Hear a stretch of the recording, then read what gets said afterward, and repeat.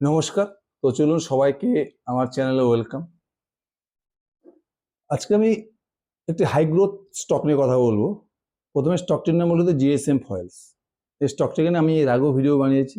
স্টকটির কাল Q4 FY26 result চলে এসেছে। যদি রেজাল্ট দেখেন, মোটামুটি সেলস গ্রোথ করছে 80% আর প্রফিট গ্রোথ করছে 90%। শুধু এই কোয়ার্টার বলে যদি আপনি লাস্ট 2 বছর দেখেন জিএসএম ফলস কিন্তু এভরি কোয়ার্টার 70%, 80%, 100% করে সেলস গ্রোথ করে যাচ্ছে কোম্পানি প্রত্যেকটা কোয়ার্টার লাস্ট 2 বছর থেকে। জিএসএম ফলসের পুরো ডিটেলস ভিডিও আমার চ্যানেলে বানানো আছে। তো আমি শর্টে বলে দিই, এর অ্যাকচুয়ালি বেসিক্যালি কি করে, যত ফার্মা কোম্পানি হচ্ছে, মেডিসিন কোম্পানি যে রয়েছে, এদের জন্য একটা মেডিসিনের স্ট্রিপটা রয়েছে। পুরো মেডিসিন স্ট্রিপের উপরে যে কোম্পানির পুরো ওষুধের নাম, কোম্পানির নাম, ম্যানুফ্যাকচারিং, এক্সপায়ারি, এভরিথিং পুরো জিনিসটাকে বানিয়ে দেয় এরা। পুরো স্ট্রিপটাকে বানিয়ে দেয়। স্ট্রিপের মধ্যে যাদের প্রিন্টিং আছে সব কিছু করে দেয় আর মানে স্ট্রিপটাকে পুরো ব্যান্ডিং করে দেয় আর এরা কিন্তু কোনো অ্যালুমিনিয়াম ফয়েলস বা অ্যালুমিনিয়ামের স্ট্রিপটাকে ম্যানুফ্যাকচারিং করে না। এরা পুরো অ্যালুমিনিয়ামটাকে কি করে, বাইরে থেকে আউটসোর্সিং করে। যে অ্যালুমিনিয়াম স্ট্রিপ ফয়েলগুলো রয়েছে, শিটগুলো পুরো বাইরে থেকে আউটসোর্সিং করে, তারপরে সেটা থেকে এরা ওষুধের পাতা বানিয়ে দেয়। পুরো সবকিছু প্রিন্টিং, কোডিং সবকিছু এরা করে। ওষুধের নাম, কোম্পানির brand name, manufacturing, expiry, price সবকিছু এরা পুরো পাতাটাকে স্ট্রিপটাকে বানিয়ে দেয়। এই হচ্ছে জিএসএম ফয়েলসের কাজ।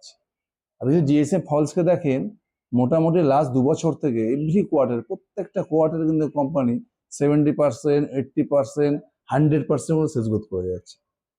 কারণ কোম্পানির বেস খুব ছোট। কোম্পানির মার্কেট ক্যাপ কত? কোম্পানির মার্কেট ক্যাপ মাত্র 324 কোটি টাকা।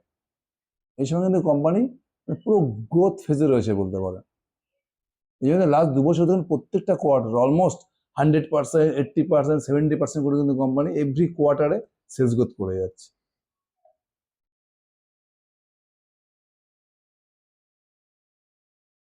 দেখুন লাস্ট 2 বছর যদি দেখেন, FY24 থেকে FY26, মানে FY24 তে সেল ছিল 41 কোটি টাকা, আর FY26-এ কোম্পানির সেল গিয়ে দাঁড়াচ্ছে প্রায় 258 কোটি টাকা, মানে 6x এর বেশি সেলস গ্রোথ। আর যদি প্যাট গ্রোথ দেখেন, তাহলে FY24-এ এদের প্যাট কত ছিল?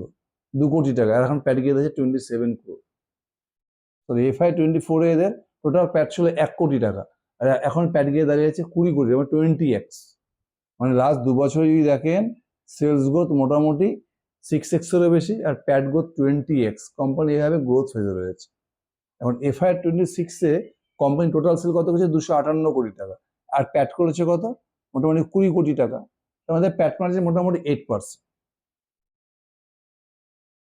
এবার কোম্পানির একটি ম্যানুফ্যাকচারিং ক্যাপাসিটি রয়েছে কোথায়? মহারাষ্ট্রে, ভাসাইতে।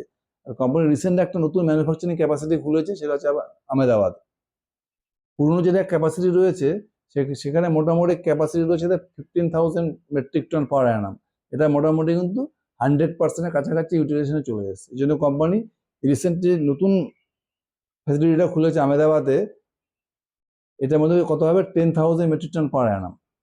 এখন কোম্পানির দুটো ম্যানুফ্যাকচারিং ক্যাপাসিটি শুরু হয়ে গেছে। কোম্পানি কি বলেছে, যে FY27 শেষ হতে হতে যে নতুন যে ক্যাপাসিটি আছে 10,000 মেট্রিক টন, এরও মোটামুটি পুরো ইউটিলাইজেশন চলে আসবে, 100% ইউটিলাইজেশন। তাহলে পুরো FY27-এ পুরো বছরে মোটামুটি যে নতুন যে ক্যাপাসিটিটা খুলছে 10,000 মেট্রিক টন, তার মোটামুটি 50% ইউটিলাইজেশন হয়ে যাবে অন অ্যান এভারেজ। কোনো প্রথমে কম থাকবে, শেষের দিকে আস্তে আস্তে পুরো 100% ইউটিলাইজ হয়ে যাবে। মানে বোঝা যাচ্ছে নতুন যে ম্যানুফ্যাকচারিং ক্যাপাসিটিটা খুলছে, তার মোটামুটি অন অ্যান এভারেজ পুরো ইয়ারে, FY27-এর পুরো ইয়ারটাতে 50% ইউটিলাইজেশন হয়ে যাচ্ছে। আর কোম্পানির আগে মোটামুটি 8 থেকে 10% মধ্যে ইউটিলাইজেশন বাকি আছে। তার মানে কোম্পানি FY27-এ মোটামুটি 60 থেকে 70% মতো কোম্পানি ইজিলি, 60% সেলস গ্রোথ তো কোম্পানি ইজিলি কিন্তু FY27-এ করে নেবে। কোম্পানি যে হারে ম্যানুফ্যাকচারিং ক্যাপাসিটি বাড়িয়েছে, কোম্পানি যদি কনকল সেই কথাই বলেছে। যদি জিএসএম প্রসেসের কনকলটা দেখেন, কনকল কিন্তু কম তাই বলছে, FY27-এ মোটামুটি 60 থেকে 70% কোম্পানি সেলস গ্রোথ করবে। আমি 60% ধরলাম, যদি 60% সেলস গ্রোথও করে, তাহলে FY26-এ সেল কত ছিল? 258 কোটি টাকা। যদি FY27-এ কোম্পানির 60% সেলস গ্রোথ করে, তাহলে ওদের মোটামুটি টোটাল সেল গিয়ে দাঁড়াবে 400 কোটি টাকার মতো। 410, 420 এই রেঞ্জে সেলস গ্রোথ করবে। যদি 400 কোটি টাকা সেলস গ্রোথ করে, তাহলে ওদের প্যাট মার্জিন কত? মোটামুটি 8%।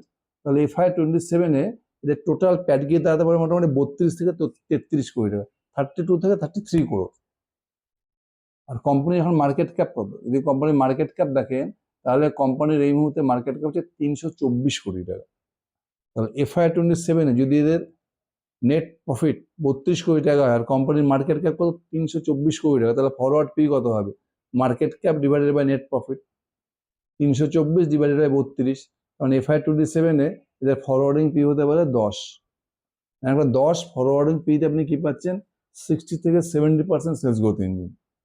এটা কিন্তু একটা দুর্দান্ত ব্লকবাস্টার ডিল।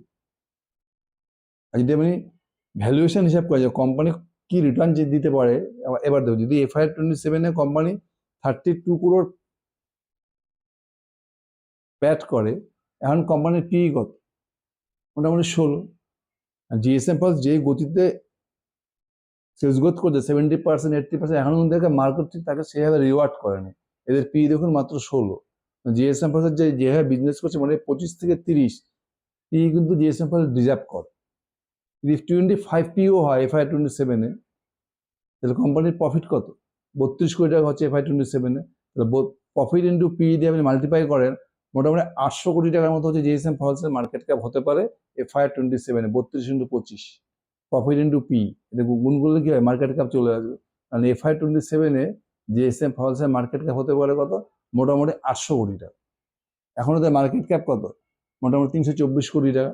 তার মানে নেক্সট 1 ইয়ার্স যদি কোম্পানি যদি বুল মার্কেট চলে আসে, এখান থেকে মোটামুটি কিন্তু 3x এর কাছাকাছি এই শেয়ার থেকে রিটার্ন আমরা জেনারেট করতে পারি। এখন মোটামুটি 230 টাকা শেয়ারের দাম আছে, মোটামুটি 600 টাকার উপরে কিন্তু এই শেয়ারের দাম চলে যেতে পারে।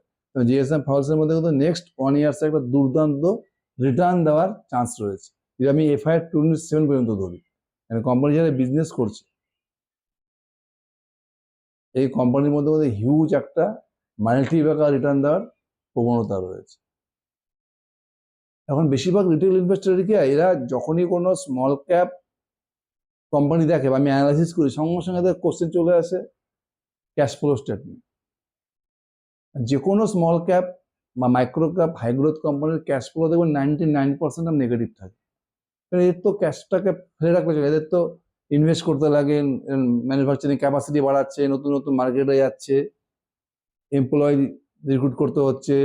আর এদের তো ইকুইটি খুব কম থাকে না, ছোট্ট মার্কেটের কোম্পানির কাছে শেয়ার হোল্ডারের টাকা কম থাকে, যার ফলে কি এদেরকে ব্যাংক থেকে কিছু লোন নিতে লাগে, নিজেদের শেয়ারকে প্লেস করতে লাগে, আর এদের ক্যাশে কোনো সময় টাকা দেখায়, সবসময় ক্যাশ ফ্লোটা কিন্তু নেগেটিভই দেখা যায়। আপনি যদি জিএসএম ফার্স্টের ক্যাশ ফ্লো স্টেটমেন্ট দেখেন, তাহলে দেখুন এদেরও দেখুন অপারেটিং ক্যাশ ফ্লো -37 crore, তারপরে net cash flow 0, free cash flow -40। এটা হচ্ছে যে কোনো small cap micro cap high growth কোম্পানির ক্যারেক্টার। এটা কিন্তু যখনই আপনি কোনো স্মল ক্যাপ গ্রোথ কোম্পানিকে সিলেক্ট করবেন, এটা কিন্তু আপনাকে অবশ্যই মেনে নিতে হবে।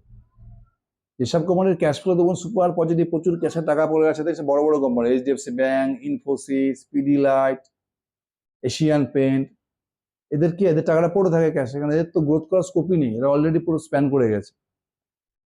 যদি আপনি ক্যাশ ফ্লো স্টেটমেন্ট শুধু দেখলে হবে না, জিএসএম ফার্স্টের ক্যাশ ফ্লো নেগেটিভ, কিন্তু পুরো গ্রোথ ফেজে রয়েছে কোম্পানি। আপনি কিন্তু গ্রোথ কোম্পানি কিন্তু আপনার কিন্তু ক্যাশ ফ্লোটা একটু অ্যাভয়েড করতে হবে। জিএসএম ফার্স্টের মধ্যে কিন্তু হিউজ স্কোপ রয়েছে নেক্সট 1 ইয়ার্সে, মানে FY27 মধ্যেও দেখেন যে কোম্পানির গাইডেন্স ওয়াইজ এই স্টকটা কিন্তু দুর্দান্ত রিটার্ন দিতে পারে। আপনারা কিন্তু জিএসএম ফলসকে খুব ভালো করে ট্র্যাক করুন। এই কোম্পানিটার মধ্যে কিন্তু প্রচুর স্কোপ রয়েছে, মানে হিউজ চান্স রয়েছে জিএসএম ফলসের মধ্যে। ইউনিক বিজনেস মডেল রয়েছে, এতে কোনো মেডিসিনের কোম্পানি না যে কোনো মেডিসিন বানাচ্ছে। কারণ যে সমস্ত ফার্মা কোম্পানিগুলো হচ্ছে এদের অনেক প্রেশার থাকে, ইউরোপ আমেরিকা কি হচ্ছে, অনেক রেগুলেটরি প্রবলেম থাকে, এদের প্রচুর প্রবলেম থাকে, কিন্তু এখান থেকে কোনো সমস্যা নেই। এটা মোটামুটি প্রায় ডোমেস্টিক বিজনেস, সিম্পল বিজনেস, বিভিন্ন ফার্মা কোম্পানি রয়েছে মেডিসিনের স্ট্রিপ বানাচ্ছে। এই কোম্পানিটাকে ভালো করে স্ট্যাক করুন। এই কোম্পানিটার মধ্যে কিন্তু একটা মাল্টিপ্যাকার রিটার্ন দেওয়ার প্রচুর চান্স রয়েছে। আমি এর আগেই স্টকটি নিয়ে বলেছি, দেখুন, স্টাডি করুন। Thank you.